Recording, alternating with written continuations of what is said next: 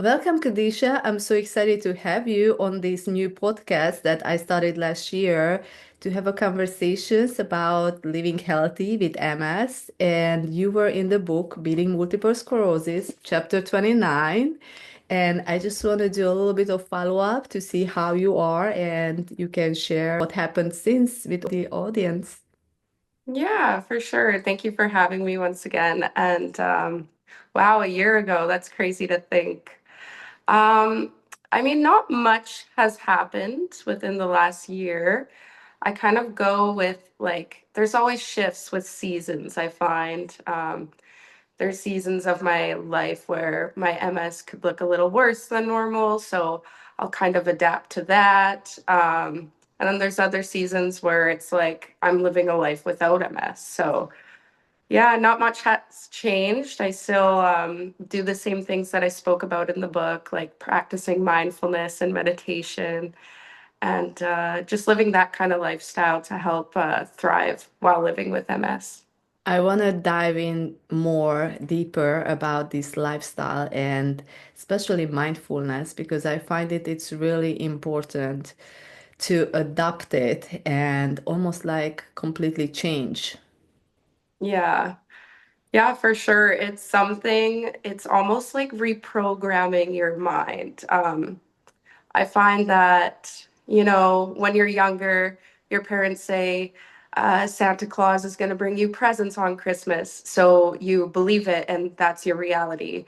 When I was kind of labeled with multiple sclerosis, I believed I would have such limitations on my life that would stop me from thriving. So I had to reprogram, rewire a lot of my mentality to shape the reality that I have now, which is able to look like a healthy life while living with MS. Can you remind us when was your diagnosis? Which year? Yeah, I was diagnosed, oh boy, at the age of 12. So that would have been roughly 13 years ago now. Wow. Okay.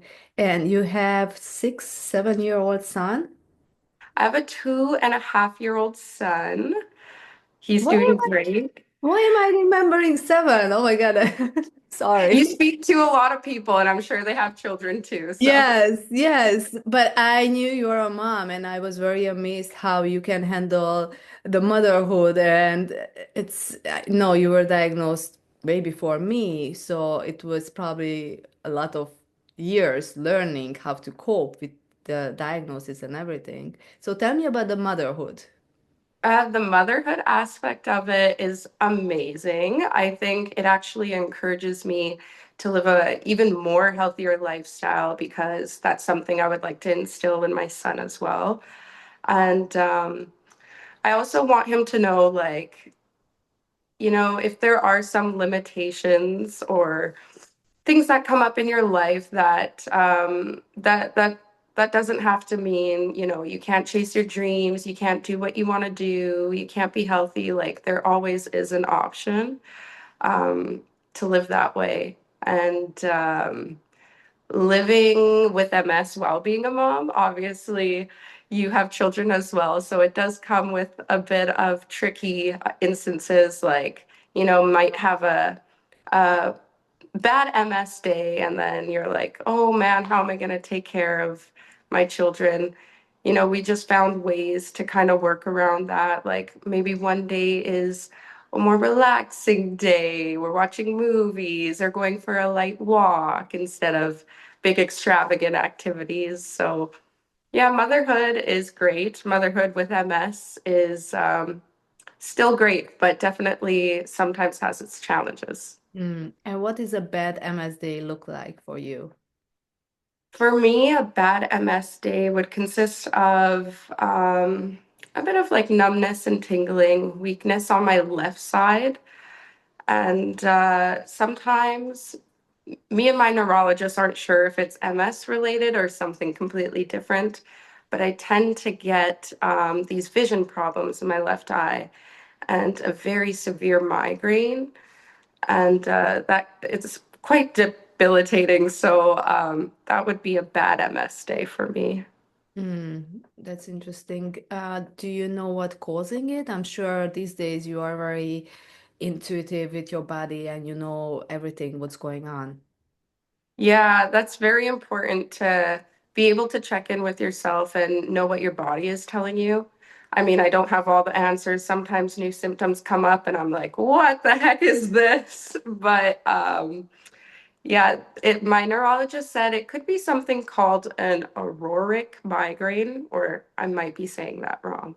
Some sort of specific migraine and or my MS, sort of like a pseudo relapse is what he called it. But then again, looking back at my MRI scans, there's no new lesions or no growth of the current lesions. So for me, I like to kind of look at each symptom like, although MS doesn't, it's not even a thing, and then maybe try to get to the root cause of it, looking into, okay, when do I get these migraines? Do I know the onset of them? And how long do they last? Things like that. And I like to look at more holistic remedies to treat those rather than just jumping in and taking MS meds. And what kind of holistic remedies are you using to ease your symptoms?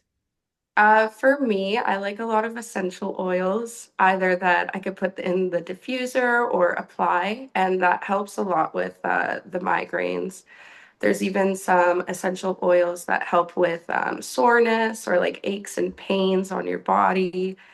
And then apart from that, just nutrition. You could use, yes, exactly. I have mine here You just reminded me that I forget to put it on this morning. Thank you. too.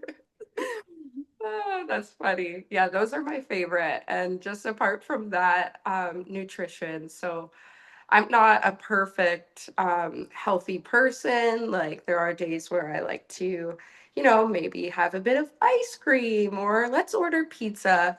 But when I do notice that my body is in need of some sort of aid, I'll be very disciplined with my diet and what kind of nutrients that I'm giving myself, just to help with overall health, but mainly MS. And you started off the conversation by saying that it's seasonal, like good season and bad Yeah. season. Where are you right now? Good or bad season? Right now, surprisingly, I'm in a good season MS wise. I say surprisingly because I actually have a bit of a cold. And I noticed when my immune system's working so hard that my MS kind of declines. But like I said, I've been on top of like nutrition and all of those health aspects. So I haven't noticed any MS things yet, knock on wood.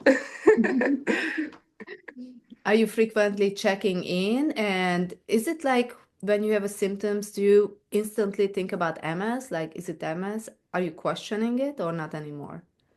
Not anymore. There was a point in my life where everything was MS. Like I wouldn't get enough sleep and I would wake up tired and be like, oh, that's my MS, fatigued and it's gotta be MS. But now I'm really strict with checking in and going, okay, you know what? I didn't get enough sleep the night before. I think it's that. So yeah, just kind of checking in and looking at those things. Maybe I'm delusional, but I tell myself I don't have them. I like to be delusional. I love that. Yeah, that's helped me, redefine like my reality. When there's symptoms, I do not blame it on MS first, not at all. Yes, it's probably having a 2.5-year-old. It's a lot. I don't know. How did you deal with postpartum, like the first few months? Did you have any relapses? No, luckily I didn't. During birth or during pregnancy, I felt amazing. I don't know if it was all those hormones or a lot of theories say that, your MS is completely gone while you're pregnant and then gets 10 times worse after birth. So I had this kind of anxiousness during postpartum, kind of just waiting for it to get worse, which is a terrible thing, living in anxiety and fear. Um, but it never came around, it never got worse. So I was like, we're gonna forget about that and, move on. I was I was perfectly fine after. Yeah. Yeah, I think it's the biggest thing. Like you are waiting because that's what they told you. Like MS is gonna Mhm. get worse. And there are so many examples, women get diagnosed after they give birth. So my biggest fear, and I think I was living in that anxious state for months, like waiting, like when is it gonna happen? When is it gonna happen? And when you are predicting something, of course it's gonna happen sooner or later. So Mhm. yes, I learned recently that that's not how you have to live your life. No, we should not live in fear. And I feel like once that label is put on us, like you have MS, um, that's the first resort is like the anxiousness behind it and living in fear. But we could, I mean, try our best to control our own story, you know? It doesn't have to be that. And share how is your day starts, like usually, your daily Uh, routine. yeah, so it's a different I guess it's kind of like how the seasons change too. Sometimes my son's going through like a sleep regression, so the mornings look a little bit different than my typical morning. But my typical morning, I start off with what I like to call the three M's. I do roughly 15 to 20 minutes each of mindfulness, meditation, and movement. And once those three M's are completed, I kind of just start with the daily tasks, getting myself ready, packing lunches, and heading out the door for work. Okay, that sounds like my morning. Yeah. So, so you do this meditation, mindfulness, and movement before breakfast, before you even like meet the family, meet and greet them. Yeah, so I like to get up very early. I'm such a morning person. You know, it's nice and calm, no noise around. And I'll drink 2 cups of water. Maybe some days I'll add like cucumbers in my water or lemon. And then after that, I like to settle down and do my three M's. I cannot do that because my son wakes up at 5:30. So Oh my that goodness. would get me up at 3 o'clock in the morning. So And how my, old is your son? my son is he's 5.5. Okay. But Maybe not just. my daughter is the same. She's up at 5 o'clock. So Oh, 5, goodness. 5:30, 6 o'clock is the latest. But recently we just started doing sleep training again. And Oh, okay. hopefully I will be seeing some improvements on their sleep because I know how important and for their health perspective, it's very important to get them sleep, not only me, but for them too. So that's why we are actually Yes. doing it. Oh dear. And I'm hoping maybe like once my son is a bit older too, he could join in with the three M's and have that a part of his morning routine as well. But at the age of 5 or 2, I don't think they want to do that stuff in the morning. Yes, I tried actually. They are interested, they are curious. They walk in the room and they actually sat down in front of the red light machine because I use Oh, red light when I wow. meditate. So they sat down and they put the sunglasses on and they felt really cool doing that.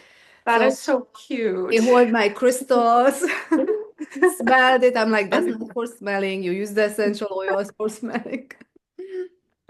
That's That's fun. adorable. What kind of meditations are you doing? Are you listening to any tracks or you just quiet your mind? I like to check in with myself and kind of shake it up each day depending on how I'm feeling. There's several like YouTube accounts that I'll follow for a guided meditation, and or for the most part, I'll just put on some calming frequencies and just try to do the meditation on my own. Hmm. Yeah. What about yoga? You do yoga, right? That's the movement part. I Yes. from the book. Yeah, yeah, typically it's yoga. Luckily, I have a lot of knowledge under my belt from becoming a yoga instructor. And so I could kind of just flow and do my own kind of thing, you know, check in again, see what the body needs. But apart from that, I've recently started incorporating a bit of nervous system regulation movements. They're pretty interesting, and it's so cool that you could like lower your cortisol levels just by simple movements. And what a great way to start your day with, just calm and peace. So that's Is been good too. is it tied to energy medicine? Um, Like the I could chakras, the energy centers? Are you working on those when you do these exercises? um sometime like when I do my yoga, I do like to focus on those, the energy centers. With the nervous regulation, our nervous system regulation, I don't know if that's tied to the energy pools, but um, I would assume so because it's like completely rewiring almost your nervous system. So. Can you share some details about the exercises? Yeah, so some of the movements could be very calm and minimum movement, but it does a lot. You could do one I like to do before bed is just gently rubbing up and down. While you're doing this, you're focusing on the breaths, inhaling, exhaling.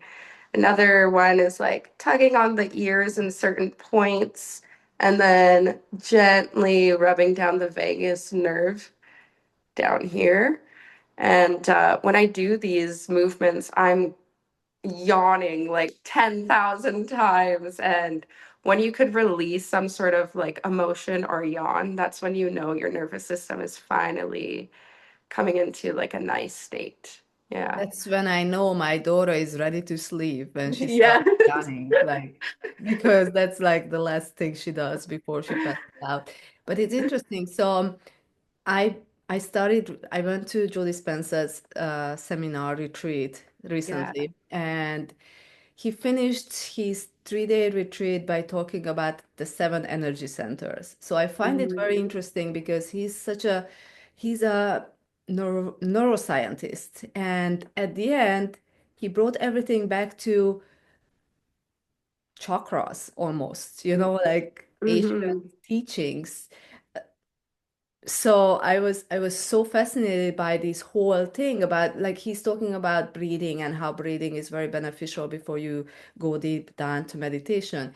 And once I started researching and learning more about chakras and energy healing, I'm actually doing my energy medicine certificate right now. So Wow. there is this method that you can do before you fall asleep, and it actually helps you to remember your dreams. Isn't that Oh, crazy? wow. Like, Yeah, oh, that's like working on the your third eye chakra, hey? Or yes, the crown chakra. That makes a lot of sense. Yeah. yes. You do this like 10 times, you fall asleep, and you remember your dreams when you wake up. It's very incredible. Wow. I'm gonna try that because I always wake up and I'm like, I think I had a good dream, but I don't remember it. It's different. When you woke up at 3 o'clock in the morning and then you go back to sleep, there is no chance you're going to remember what happened at 3 o'clock in the morning. Yeah. Hmm. So, movement, meditation, and did you say manifestation? Mindfulness. Mindfulness. So share Mhm. some details about the mindfulness. That's 15 minutes or so, right? Yeah, 15 to 20 minutes. So it's funny that you said manifestation because for me, I like to shake up my mindfulness each day. Once again, just seeing what my body is wanting that morning or needing. And some days it's manifestation or affirmations or simply, just sometimes I like to like just read some things that will give me a boost, like either a confidence boost or, diving deeper in my faithfulness practice. So yeah, mindfulness could look different. And also, since we're talking about MS too, I like to incorporate that as well. You know, just affirm that my health is in good standing and I want to go back a bit to the meditation. I also still am doing because I have seen pictures of my lesions and I like just to vision that there's like, I'm healing my own lesions and they're going away. That's very powerful, actually. That's what I've been learning. It's you have to visualize. And during one of the meditation at this Joe Dispenza retreat, I actually posted a video about that on Instagram also. Like I literally felt like my lesions were popping and dissolving. And I Yeah, woke up from this meditation, not woke up, I opened my eye after the meditation and I had like tears going down my face. And it was just such a profound experience. And like, yeah.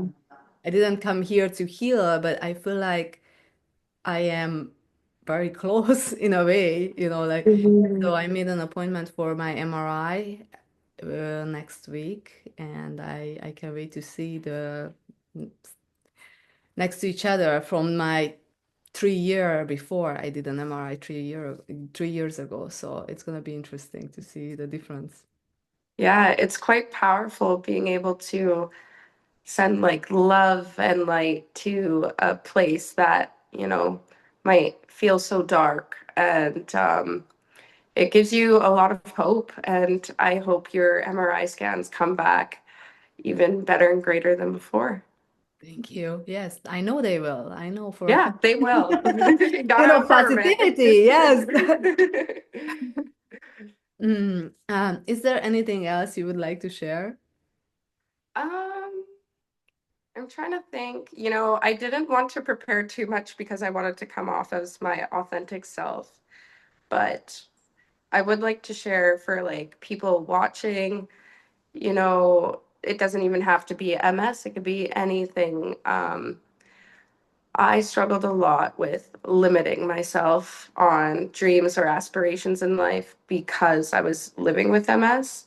And it wasn't till recently, actually, after you published the book and reading some other stories, where I finally had hope in seeing, like, I could do anything I want. And if MS happens to pop up, then, we'll work on it then.